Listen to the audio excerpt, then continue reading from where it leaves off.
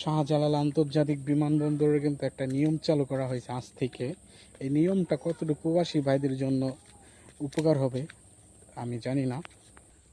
নিয়মটা কি হলো আমি বলি আগে।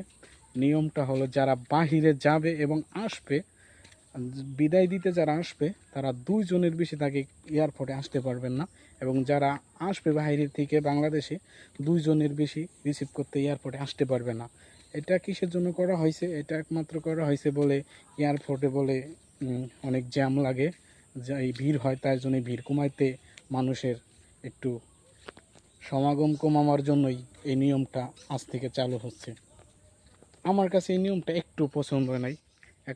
মানে পরিবারের সবাই আমোদ ফুর্তি করে যারা বাইরের থেকে আসে তারা কিন্তু রিসিভ করতে আসে, কিন্তু এই নিয়মটা করা হলো কিসের জন্য একমাত্র তারাই জানে।